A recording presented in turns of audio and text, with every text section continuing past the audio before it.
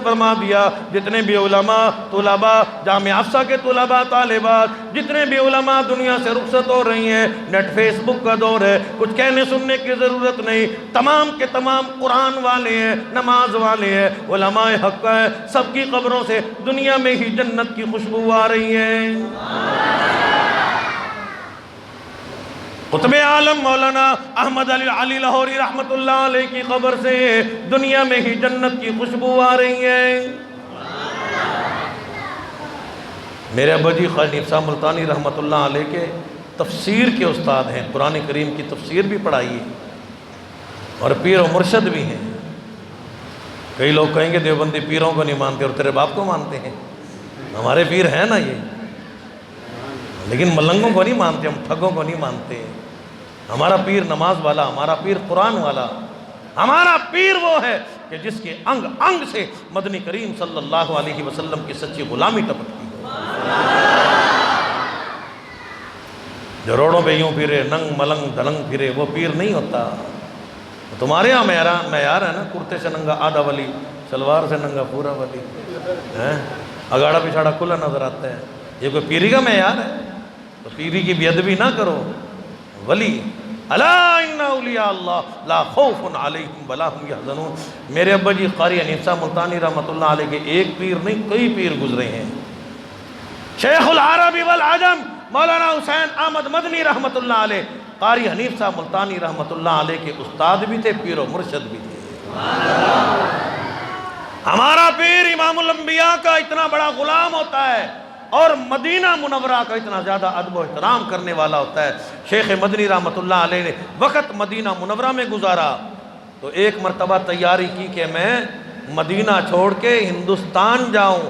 خام میں امام الانبیاء کا دیدار ہوا، حضور نے منع فرمایا، اے مدنی، محمد الرسول اللہ کا مدینہ مبارک چھوڑ کے کہاں چلے ہو؟ شیخ مدنی رحمت اللہ علیہ نے 17 برس تک روضہ اقدس صلی اللہ علیہ وسلم پہ بیٹھ کے حدیث مبارکہ کی تعلیم دی ہے۔ غلامی اسے کہتے ہیں، یہ تمہاری والی غلامی ہے، تابعداری اس کو کہتے ہیں۔ وظیفہ نہیں لیا، تنخواہ نہیں، کوئی مقصود نہیں۔ شیخ مدنی رحمت اللہ علیہ خود فرماتے ہیں کہ مدینہ کے لوگ آرام کے لیے چلے جاتے، ہم مدینہ والوں کے پھینکے ہوئے سبزیوں ترکاریوں کے چھلکے اٹھا کے انہیں دھو کے چبا جاتے اور ریاض الجنہ میں کھڑے ہو کے ساری کی ساری رات اللہ کی بارگاہ میں قرآن کریم کی تلاوت کیا کرتے ہیں۔ میرے اکابر عاشق رسول بھی ہیں، عاشق قرآن بھی ہیں، عاشق مدینہ بھی ہیں۔ مدنی کریم صلی اللہ تعالی علیہ وسلم کی ذات اقدس سے سچی محبت کرنے والے، غلامی اور تابعداری کرنے والے یہ لوگ ہیں۔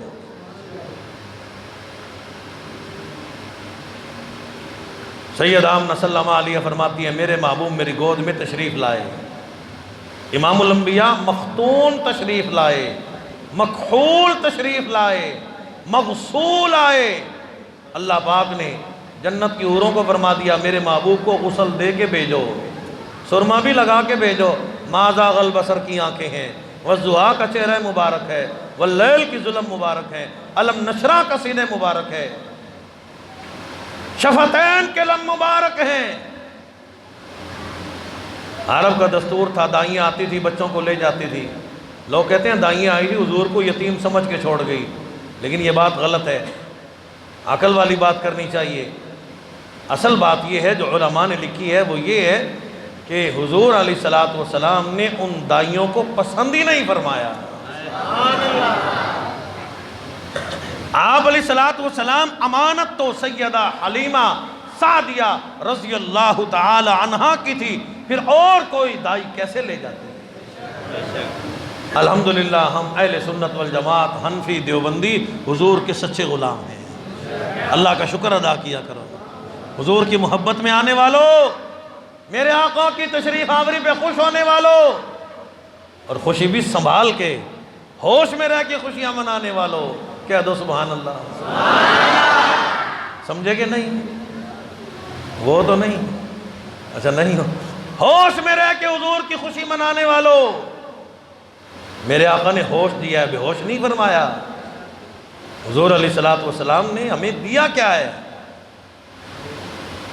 ہمارے گھروں میں، محلوں میں، علاقوں میں، آپ اپنے ہی اس کالونی میں دیکھ لینا، بے شمار بیٹیوں کے نام حلیمہ ہوگا، بے شمار بیٹیوں کا نام، بہوؤں کا نام، اماں کا نام، بہن پھوپھوں کا نام آمنہ ہوگا، فاطمہ ہوگا، رقیہ ہوگا، زینب ہوگا، ام کلثوم ہوگا، سیدہ سودا ہوگا۔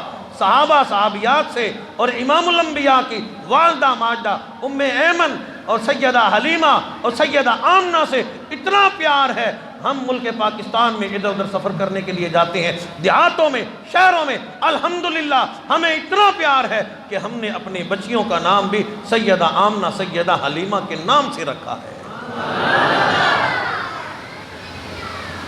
کیونکہ ہماری نسبت مدنی کریم صلی اللہ تعالی علیہ وسلم کی ذات اقدس سے ہے۔ سیدہ حلیمہ سعدیہ رضی اللہ تعالیٰ عنہ چلتی چلاتی امام الانبیاء کے دربار میں تشریف لائی ہیں۔ سیدہ آمنہ سے عرض کر دیا اپنے یتیم کا دیدار تو کراؤ، آپ نے اشارہ فرما دیا وہ سفید چادر کے نیچے آرام فرمائیں۔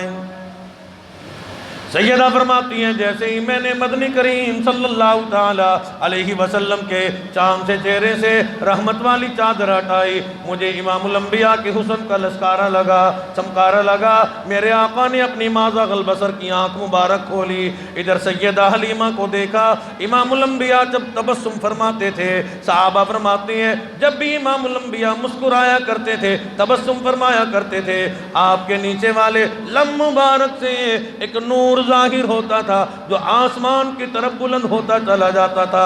جب امام الانبیاء تبسم فرماتے تھے کائنات مسکرانے لگتی تھی، جنت کے پھول مسکرانے لگتے تھے، ساری جنت مسکرا اٹھی، ادھر امام الانبیاء مسکرائے، ساری کائنات مسکرانے لگی۔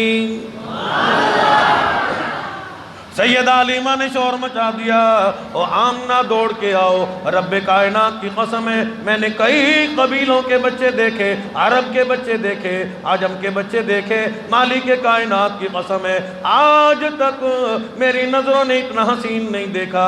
سیدہ آمنہ فرماتی ہیں میں نے بھی نہیں دیکھا۔ جناب عبد المطلب سردار مکہ فرماتی ہیں تم تو خواتین ہو، تم نے چند قبیلوں کے بچے دیکھے ہوں گے، چند علاقوں کے بچے دیکھے ہوں گے، چند بستیوں کے بچے دیکھے ہوں گے، میں کئی ملکوں میں تجارت کے لیے جایا کرتا ہوں، عرب میں گیا، عجم گیا، یمن گیا، مصر گیا، شام گیا، عربستان کا سفر کیا، رب کائنات کی قسم ہے آج تک میری نظروں نے اتنا حسین نہیں دیکھا۔